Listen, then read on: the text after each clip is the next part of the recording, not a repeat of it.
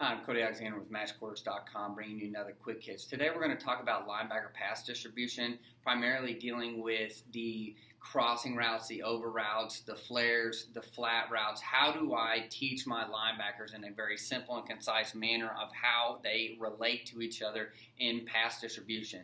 Underneath pass distribution is one of the most overlooked aspects of coverage. Everybody's very in tune to the corners and the safeties and where their alignments, where their assignments, where their eyes should be. But at the linebacker spot, a lot of times, especially at the lower levels, everybody focuses on run fits, run fits, run fits. Yes, even at the lower level, you're going to see more run. But what happens when those teams pass? What happens as we go further down the road and we're seeing more and more of these air raid schemes, especially crossing routes, shallow crews, whatever you want to call them, and these over routes, these routes that are going over the top of the linebackers and working opposite the field. How do I react, even given, say, it's a wing team and they put something in like that?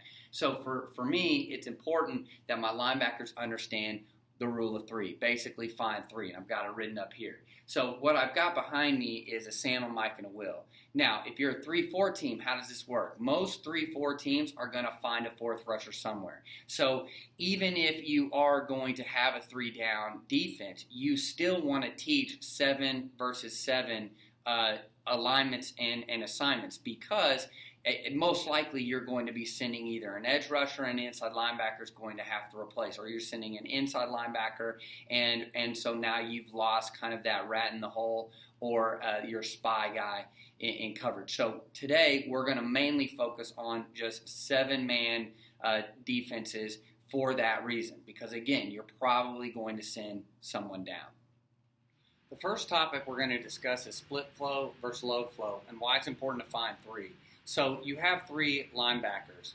You have 4 defenders in coverage in the back end that are secondary players. So you've got your corners on 1, your safeties are on 2.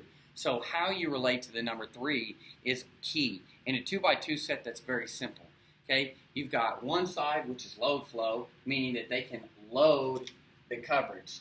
They push him out. You have split flow, meaning that if they go here, now we're getting pulled apart. So it's important for these overhangs, and especially the Mike, to know where number 3 is. If Mike always knows where 3 is, he's probably going to always be correct, even if it's in trips, and we'll get to trips here in a second. So in a load flow, we need to know what happens if these 2 guys switch. So we see this all the time in air raid schemes. This would be shallow, where they pull the back out in a flare, they run a shallow cross, and then they would run a dig from the other side. So what does this tell me? The Sam linebacker knows, and he's going to get an alert from the Mike saying alert push. Why? Well, you have an alert because, hey, number 3 might push. If number 3 doesn't push, we run regular coverage. But if 3 pushes, now we're going to switch. See, he has leverage on the back. The Mike has leverage on the shallow. So for me, it's important that these guys understand that if this happens, then we're going to take the next guy back. So if we get pushed, this becomes my new number 2 as he moves out. This becomes my new number 3, and I'm going to take him through the zone. Now, how does this affect on split? Well, if I get this, I need to understand that if I get a crossing route from this way, so let's think of it like this. Let's say he goes vertical, and he comes underneath.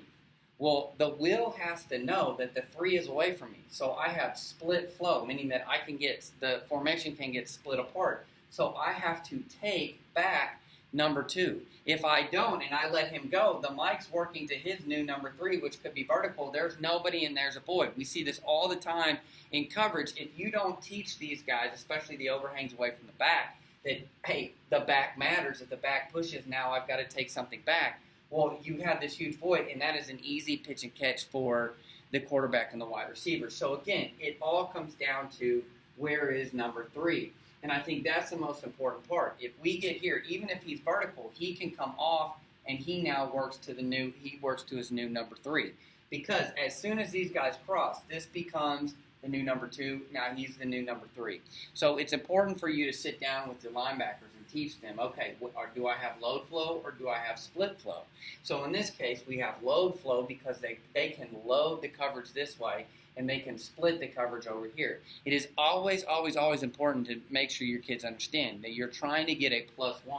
If you have a corner and you have a safety, over top of here, we are 3-on-2. If he were to push, now we become 4-on-3.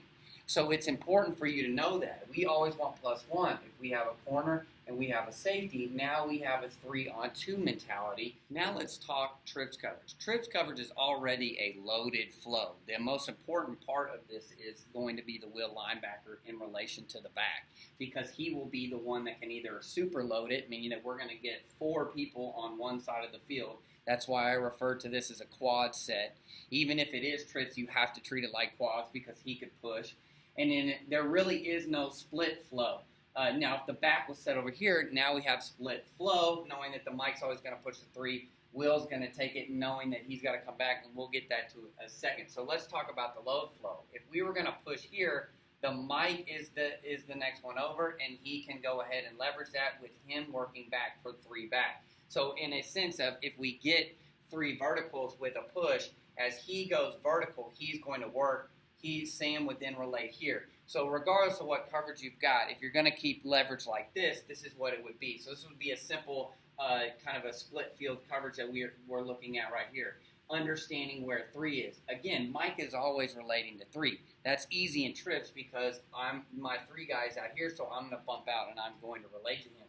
If my 2 weak pushes out, the will is going to open up. Now, this is an important scheme, and this is something that you see at the higher levels when they talk about a first or a fourth player.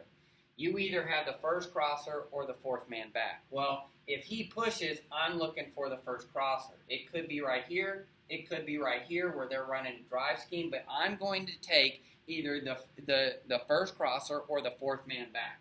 So what does the 4th man back mean? Well, we can identify first crosser relatively easy, but what does it mean when I get a 4th person back? Well, even if it is a crosser, they end up as a 4th person.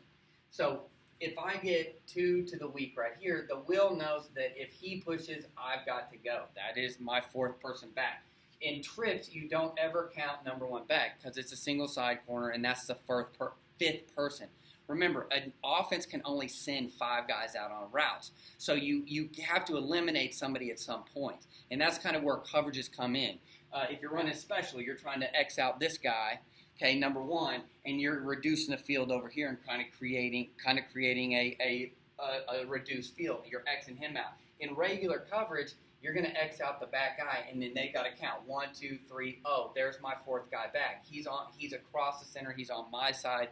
I'm going to push with him. If he were to block, then now I become first crosser.